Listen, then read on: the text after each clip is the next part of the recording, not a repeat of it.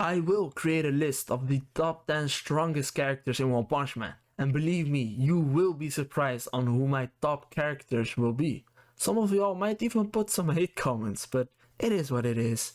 Now, let's first state some rules. I won't use characters that we don't know enough info of to accurately measure their place in this list. So characters like Metal Knight will not be in this list because he's a big question mark. We have seen small bits of his full capability, but those feats weren't high enough to scale it in the top 10, but we all know for a fact that he belongs within the top 10. It's just I cannot map him out somewhere within it. So I'll leave him out of this, but of course, there are entities we don't know anything about, but we can still accurately measure them in the list because of how obvious it is. You'll know what I'm talking about once we get to those characters. And this is the current list, but this list will 1,000,000,000% change because there are some new characters popping up. And of course, we will learn about old characters and how strong they actually truly are. But for now, let's make one with the info we have at deck. At number 10, we have Janos. Janos' body is almost completely artificial and does not have the same vulnerabilities that completely organic beings possess, meaning he can basically lose his arms, legs, and still be kicking.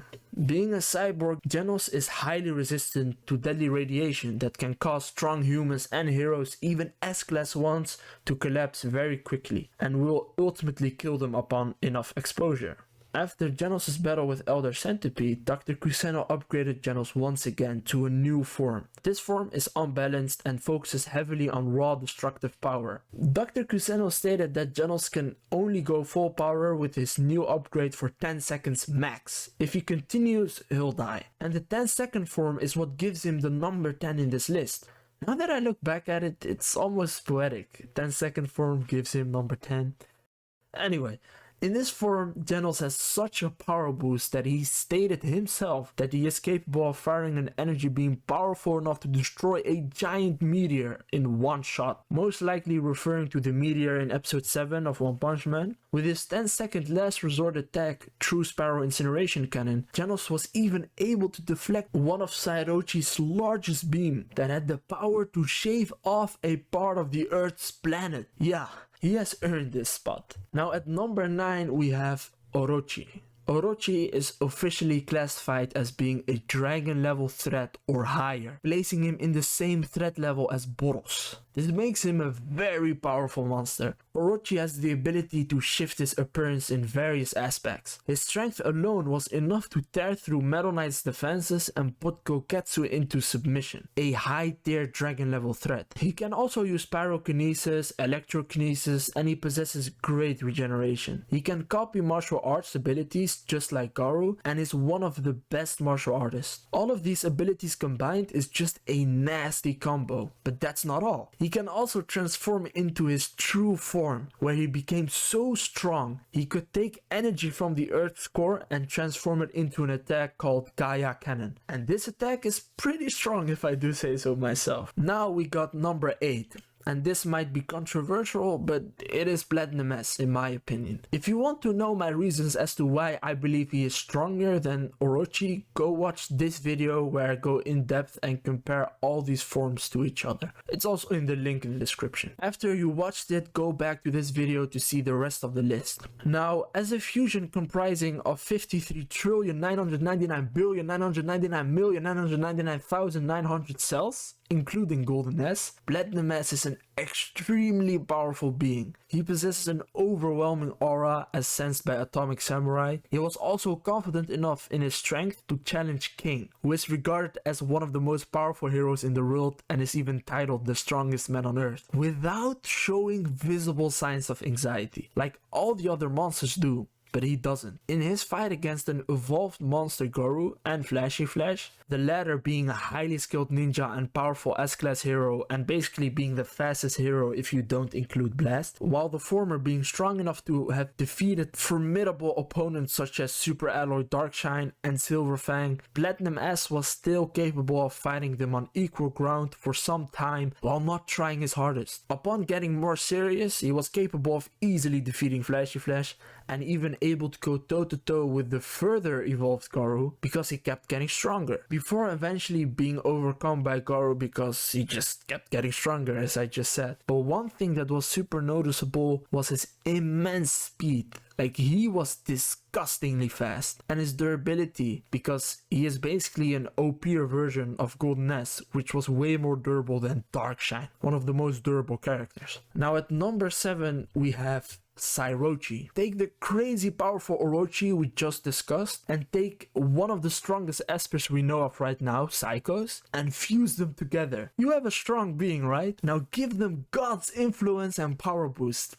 And we have the 7th most powerful character in One Punch Man, Sairochi. They have the ability to absorb anything around them as long as it is touched by their meaty roots. And to be honest, I just have to mention one feat which I already mentioned earlier in this video. She shaved a part of the Earth's crust away like it was butter. That's all I have to say. Now at number 6 we have Tatsumaki. As the 2nd ranked S-Class hero, Tatsumaki is extremely powerful. She is one of the most powerful heroes overall and is the most powerful Esper to date. Her ability is so great that many people believe that there exists no being that can defeat her with conventional methods. And the world treats her as the association's ultimate weapon. She defeated Sairochi, which makes it easy to rank her above Sairochi, even though she almost died after the fight. If she would have fought 1-to-1 with no heroes around to protect, she would have defeated Sairochi much earlier and would have been less damaged. Before we go to number 5, you know what to do, right?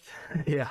Anyways, at number 5 we have Poros, the previous holder of the strongest non-Saitama character in One Punch Man. He stood strong for a long ass run, but has been overthrown by people higher up this list. According to Poros, his species developed the greatest regenerative ability in the entire universe, while he himself is a mutant and stands on top of his already overpowered race. He was the first on-screen opponent that survived a normal punch from Saitama, a notable feat considering all the previous disasters had been obliterated, while Poros simply had his armor destroyed by the first punch. Furthermore, he was also impressive enough for Saitama to say that he almost was in a real fight. In his fight with Saitama, Poros was hit with 3 normal punches, survived. He was hit with consecutive normal punches, survived also, as well as the shockwave from the hero's serious punch, which eventually ended him. His strongest attack, Collapsing Star Roaring Cannon, has the ability to destroy the surface of the planet, basically ending life on Earth. His might was acknowledged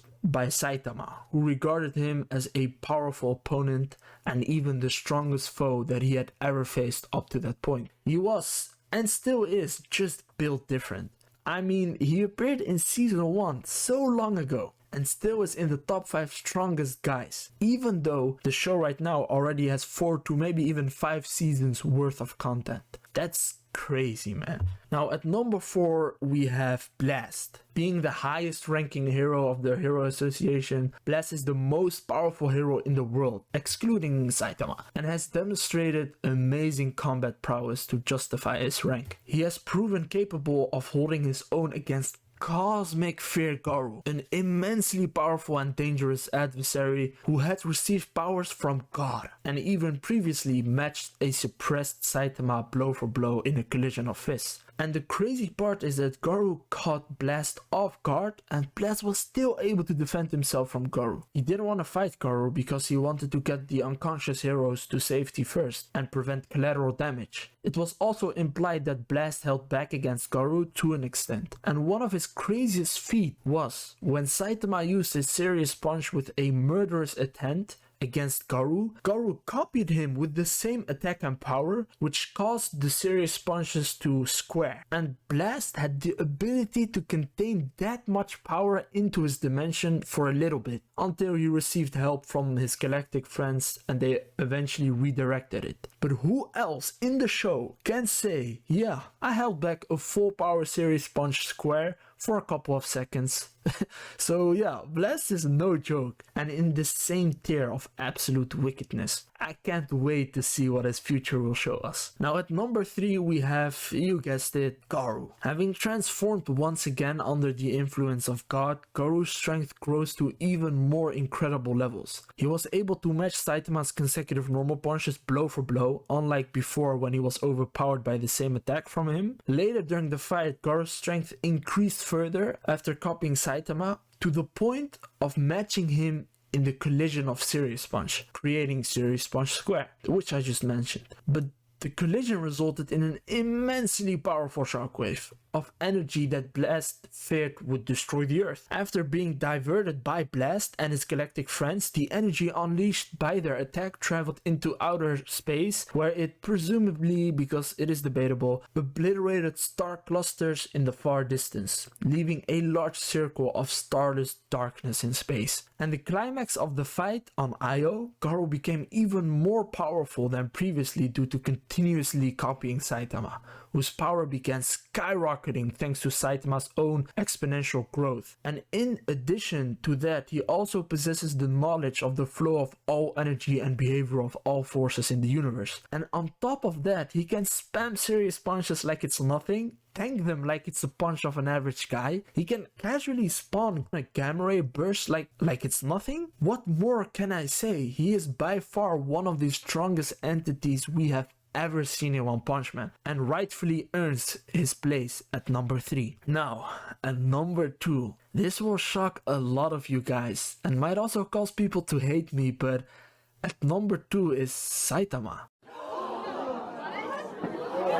You need to leave! Yeah, but I'll explain why in a second. Saitama is the supposed strongest character in his show, and the goal in this show is for Saitama to fight someone that is stronger than him. And so far it has never happened before. The closest person was Karo. Matter of fact, Karo was so close that he had reached Saitama's level in strength, and that forced Saitama to become stronger. But Karo kept catching up until Saitama's high emotions sped up the process to the point where Karo couldn't keep up with the power growth and was inevitably going to lose. I mean, it got so crazy that Saitama sneezed Jupiter into oblivion. But what is important is the fact that Saitama doesn't have infinite power, but he has infinite potential. Those are key differences. One is infinite in power, and the other is finite in power with infinite growing possibilities. Meaning, if Saitama had a power level of, let's say, 10, and he fought someone with a power level of 15, Saitama would grow to level 16 or maybe even 20 as the fight drags on. But if Saitama fought someone with a power level of 2000,